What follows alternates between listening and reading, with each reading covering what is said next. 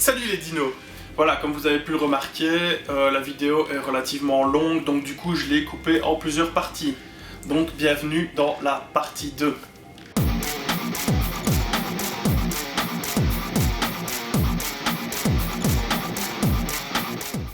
Depuis une dizaine d'années, j'ai plus tendance à m'ouvrir à des styles de musique que j'écoutais beaucoup moins.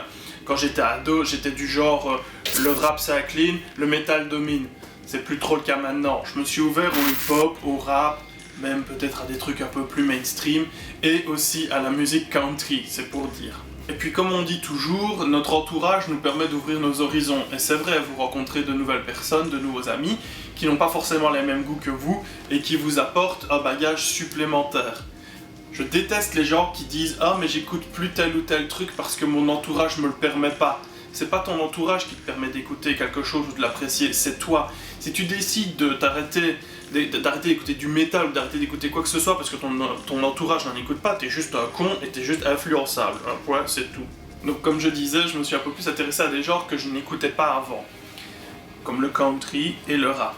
Et justement, il y a Yelawolf. C'est un rappeur qui vient de l'Alabama, du fin fond de l'Amérique, chez les rednecks, et qui mélange justement ses sonorités country, un peu sud-américaines, avec du rap hip-hop. Il a fait des morceaux beaucoup plus rap pur, et des trucs où il rappe de manière très speed, et ça c'est quelque chose qui me plaît énormément. J'adore les mecs qui balancent blablabla comme ça.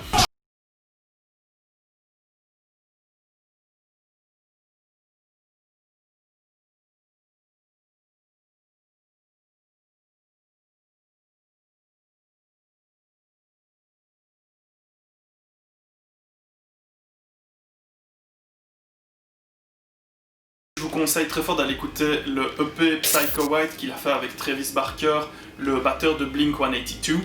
Mais moi, le morceau qui retient un peu plus mon attention, c'est American You de l'album Love Story. Ça parle en fait de deux types. C'est le mec lambda qui, comme dit la chanson, n'a jamais loupé un service et n'a jamais eu de tatouage, qui rentre dans le moule, qui a 3 boulots pour s'en sortir et qui fait tout ce qu'il peut. Et de l'autre côté, un mec à qui tout réussit, ce qu'il appelle des white collars.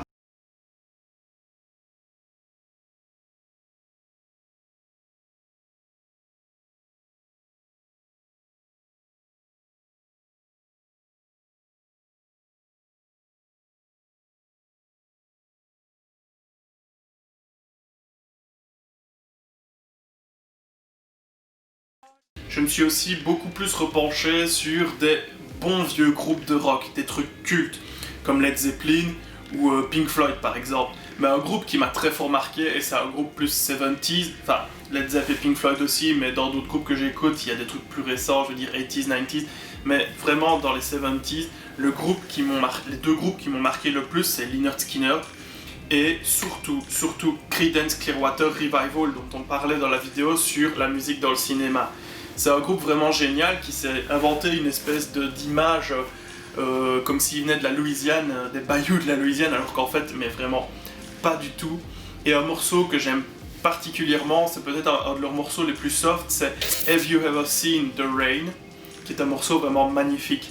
Et d'ailleurs, si vous regardez un petit peu la télé en ce moment, enfin, c'est une publicité qui a quand même peut-être quelques mois, mais il passait le morceau Suzy Q dans une publicité justement pour la marque Suzy. Les gaufres Suzy de Lotus.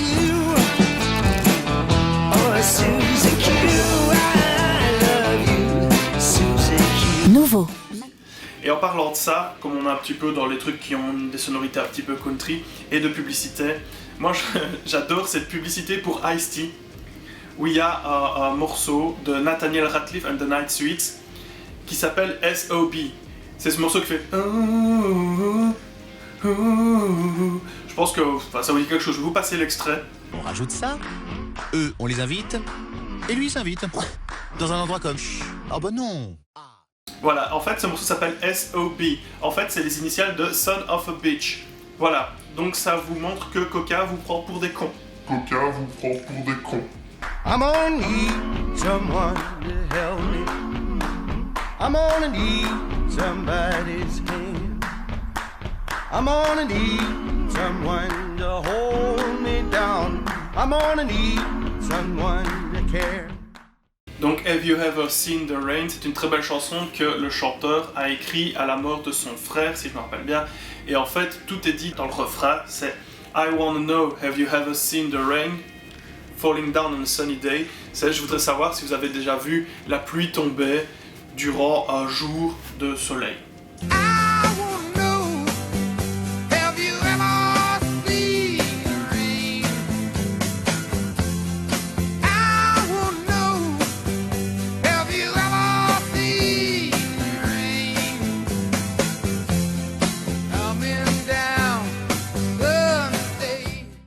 Niveau métal, forcément, il y a 3 groupes qui m'ont très fort marqué ces dernières années. Le premier, c'est Architect.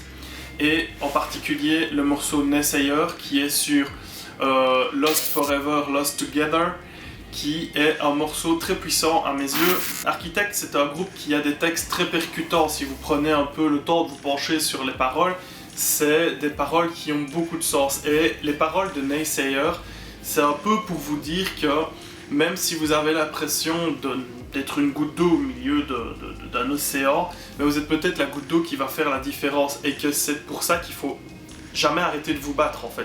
C'est un morceau très motivant, très positif, comme quoi le métal peut aussi véhiculer des sentiments tout à fait positifs, contrairement à ce que les gens pensent, que le métal c'est violent, oui c'est violent, mais que c'est satanique, que ça véhicule des trucs mauvais, etc. Je veux dire, c'est pas que ça. Il faut arrêter, ce serait comme dire que le rap, ça parle que de gangsters et de gros flags, quoi. C'est hyper réducteur.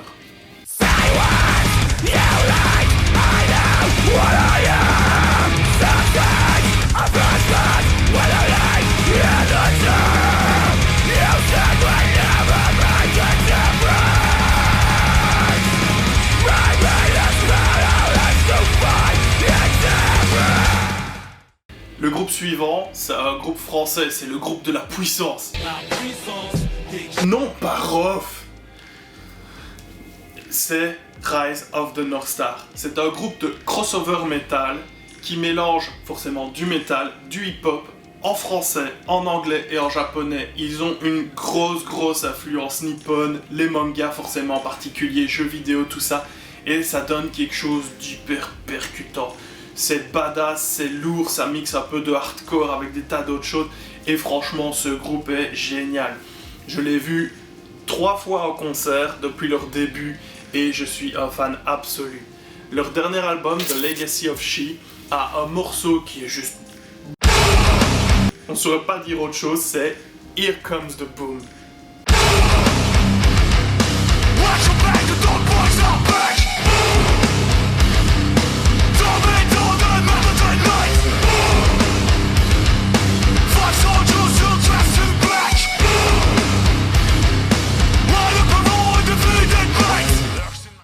Le dernier groupe dont j'aimerais vous parler, c'est un groupe qui est anglais, qui s'appelle Activist.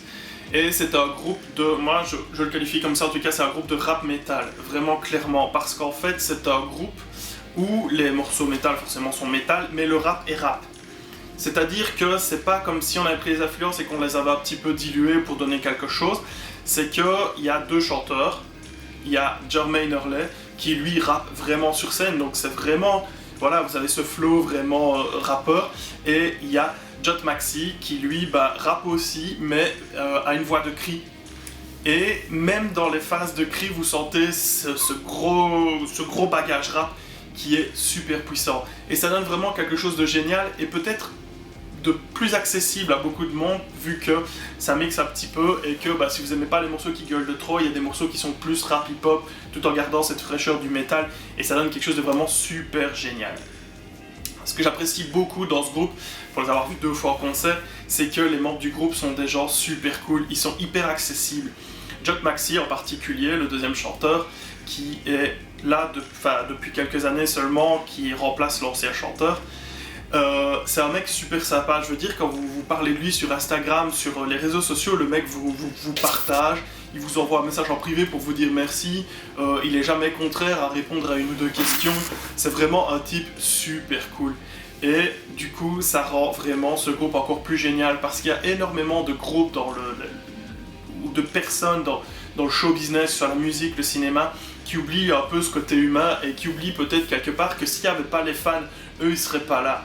Vous voyez, des mecs comme Metallica, enfin c'est vraiment un groupe que j'adore, mais qui dit ouais ok, tant que les fans cracheront du fric, on augmentera la place de nos concerts. Non, c'est pas ça pour moi. Et c'est ça que j'adore avec les mecs de chez Activist, c'est que c'est des mecs super cool, quoi. Je veux dire, après chaque live, bah, c'est les gars qui descendent dans la foule, qui viennent signer des autographes, faire des petites selfies, et... Voilà. C'est juste trop top, quoi. Et des mecs comme ça, il en faudrait vraiment plus. Du coup, le morceau que j'adore, c'est pas un morceau d'un album, en tous les cas, c'est pas encore le morceau d'un album, c'est un single de l'album à venir qui s'appelle Reprogram, qui est vraiment super puissant. Vous avez ces morceaux rap, puis ces morceaux métal, et vraiment le tout se mixe tellement bien que c'est super frais, c'est vraiment une bouffée d'air frais, et c'est un groupe que je vous recommande d'aller écouter très très vite. When computers go down, believe that this land is borrowed. Bombers in the sky bring pain and sorrow. Corruption leaves a bitter taste that's hard for us to swallow. I'm hoping for a better day, but will we see tomorrow?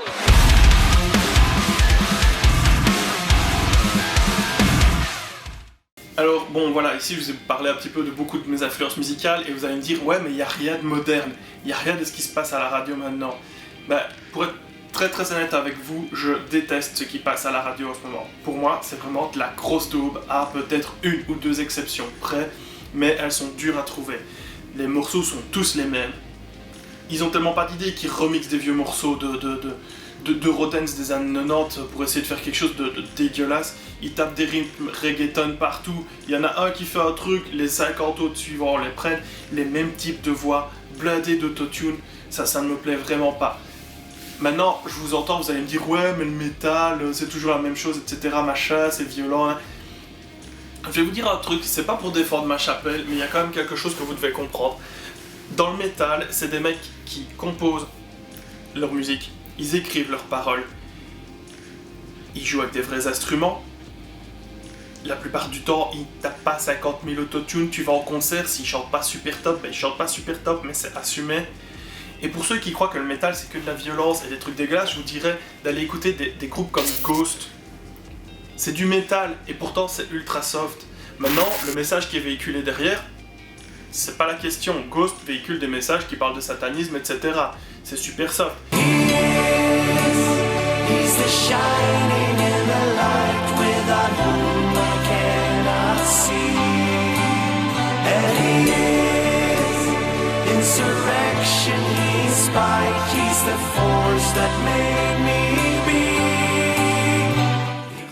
Vous allez écouter des groupes comme Terror, qui sont des groupes de hardcore, ou des trucs comme ça, qui vous passent des messages. Je veux dire, dans le métal, les groupes de hardcore, en particulier, veulent vous filer des messages. Ils parlent de la famille, des amis, de rester clean. Et quand je dis clean, c'est drogue, alcool, etc. Donc de rester sobre. Il y a un truc dans le hardcore, c'est PMA, Positive Mind Attitude. Donc une attitude mentale positive. Ils parlent de véganisme. De quoi est-ce qu'on parle dans les musiques qui sortent maintenant à la radio? De grosses pépettes, de fumée, de cam, de cul. Je ne dis pas qu'on n'en parle pas dans le métal, c'est clair qu'on en parle. Je veux dire, il y a autant de styles de métal qu'il y a de métalleux. Et même vous, les non-métalleux, vous pourriez trouver votre goût dans le métal sur certains morceaux. J'avais des potes, quand j'étais plus jeune, qui n'aimaient pas du tout le métal, mais qui écoutaient un peu de System of a Down, un peu de Linkin Park.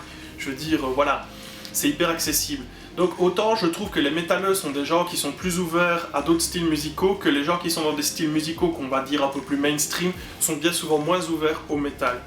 Et en fait, finalement, tu consommes ce qu'on te jette à la radio comme sans réfléchir, c'est pas tellement le problème. Le problème, c'est d'avoir un regard critique. Quand j'écoute du métal qui me parle de dégommer la tête d'un mec au marteau et de lui faire bouffer son cerveau avant de vomir dans le trou, je sais ce que j'écoute. Je l'écoute, ça me fait marrer, mais c'est pas pour autant que je vais choper un marteau et que je vais aller me mettre à buter des gens, vous voyez. Bien souvent, c'est ça qui manque aussi avec la musique un peu mainstream, etc. C'est que les jeunes, ils écoutent ça et ils trouvent ça cool. Ils trouvent ça cool d'aller fumer des wesh, et ils se disent ouais, moi je suis trop un boss, machin. Voilà, bon, ça existe dans tous les styles musicaux aussi, dans le métal aussi, encore une fois. Mais le tout, c'est de garder un œil critique. Je sais ce que j'écoute, je connais les paroles de ce que j'écoute, certains trucs me touchent, je les écoute parce que j'aime les paroles, etc. Et il y a d'autres trucs que je vais écouter juste pour le rythme, sans cautionner le message qui passe. Je veux dire, Cannibal Corpse, voilà quoi. c'est super fun à écouter. Bon, en attendant, le message qui passe derrière, pas génial, quoi. Je vous ai peut-être parlé de trucs un peu moins connus, ou en tous les cas, de manière globale. J'aurais pu vous parler de mecs comme Eminem, Metallica, etc. Mais par exemple, pour prendre le cas d'Eminem, j'ai toujours adoré ce qu'il faisait, depuis toujours. Hein. Je suis vraiment, je vais dire, un fan de la première heure, ce qui montre que même à mon époque gros métalleux des années 90-2000, j'écoutais quand même déjà un peu de hip-hop et de rap. Mais je trouve qu'Eminem, en fait, c'est le mec qui est devenu un peu trop prétentieux. C'est le gars qui a tout fait pour arriver au sommet, il est arrivé, et maintenant qu'il est au sommet, en fait, il met une chaise au-dessus du sommet pour histoire de monter un peu plus haut, et puis il met un tabouret sur la chaise, et il nous sort tout le temps des trucs comme ça pour montrer à quel point il est le meilleur. Et quand il a fait Rap God, j'ai trouvé ça super cool. Voilà, le gars, il vous dit, c'est moi le meilleur, et voilà, et on le sait, c'est le meilleur. Je veux dire, même les plus gros MC s'attaquent pas à Eminem, voilà. Mais à un moment, à taper des chaises sur des tabourets, sur des tables, sur des machins, une fois que t'es au sommet, il n'y a plus qu'une seule chose que tu peux faire, c'est dégringoler. Et je trouve qu'en fait, c'est un petit peu ce qui arrive maintenant avec Godzilla, encore une fois, c'est « Ah, je vais encore faire mieux que ce que j'ai fait avant, etc. » Ça devient très prétentieux, et au final, moi, ça me gonfle un peu. J'aime bien le morceau, c'est pas le problème, mais voilà, quoi. Fais ton truc, fais-le bien, on sait que t'es le meilleur, t'as plus besoin de le prouver à personne, quoi. Et c'est ça que je ne parle pas de certains groupes ou de certains types comme ça, c'est parce qu'ils en sont un peu au même poids aussi. Donc voilà, c'est pas intéressant. Moi, mon but, c'est quand même de vous faire découvrir quelque chose. Donc voilà, je vais pas vous parler d'Eminem, vous le connaissez, je vais pas vous parler de Metallica, vous le connaissez. Maintenant, vous connaissez peut-être les trucs que je viens de vous sortir, hein, c'est fort possible. Je veux dire, c'est pas non plus des trucs inconnus. Mais voilà, mon but, c'est de vous faire voir et de vous faire découvrir des choses qui sont peut-être moins grandes. Voilà, pour le dire comme ça. Voilà mes dinos, j'espère que ça vous aura plu. J'ai essayé de faire quelque chose d'un petit peu à part. On va bientôt revenir sur le cinéma, j'ai des super idées. Et d'ailleurs je remercie notre Grinch national qui m'a apporté une idée vraiment super top, qui se déclinera à chaque fois sur 3 vidéos. On en parlera à ce moment-là. Bien sûr, il va y avoir des nouveaux plans B, etc. Écoutez, je vous dis, bon, le confinement s'allonge en Belgique en tous les cas et un peu partout, donc c'est des moments pas super faciles.